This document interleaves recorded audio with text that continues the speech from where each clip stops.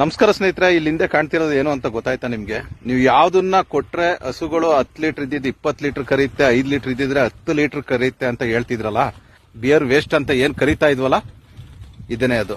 So ನೋಡಿ ಯಾವ ರೀತಿ ಇದೆ ಅಂತ. ಇದನ್ನ ತುಂಬಾ ಜನ ಪ್ರಮೋಟ್ ಮಾಡ್ತಾ ಇದ್ರು. ಇದನ್ನ ಆಟ್ರೆ ಸಾಕು, ನೀವು ಯಾವ್ದೇ ಕೈ ತಿಂಡಿನ ಕೊಡ್ಬೇಕಾಗಿಲ್ಲ ಅಂದ್ಬಿಟ್ಟು ತುಂಬಾ ಜನ ನಿಮ್ಗೆ ತಿಳಿಸ್ತಾ ಇದ್ರು. ಸೊ ಮಾರ್ಕೆಟಿಂಗು, ರೈತರನ್ನ ಯಾಮಾರಿಸಿ ಒಂದಷ್ಟು ಸೇಲ್ಸ್ ಮಾಡ್ತಾ ಇದ್ರು.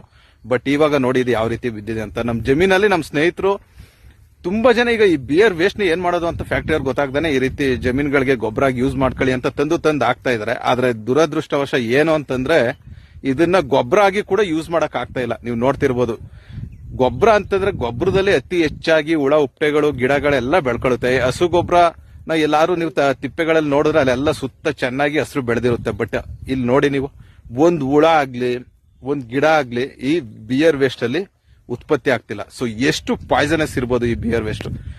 ನೋಡ್ಬೋದು ನೀವು ಸುತ್ತಮುತ್ತ ಇದರ ರಸ ಎಲ್ಲೆಲ್ಲೆಲ್ಲ ಹರಡುತ್ತೋ ಅಲ್ಲಿ ಈವನ್ ಗಿಡಗಳು ಕೂಡ ಸರಿಯಾಗಿ ಬರ್ತಾ ಇಲ್ಲ. ನಮ್ ಸ್ನೇಹಿತ ಇದನ್ನ ಗೊಬ್ಬರಾಗಿ ಕೂಡ ಯೂಸ್ ಮಾಡಕ್ಕೆ ಹಿಂಜರಿತಾ ಇದ್ದಾನೆ. ಸೊ ಅಷ್ಟು ಪ್ರಾಬ್ಲಮ್ ನೀಡುವಂತಹ ಒಂದು ಬಿಯರ್ ವೇಸ್ಟ್ ನ ನೀವು ಹಸುಗಳಿಗೆ ಕೊಡ್ತಾ ಇದ್ರಿ.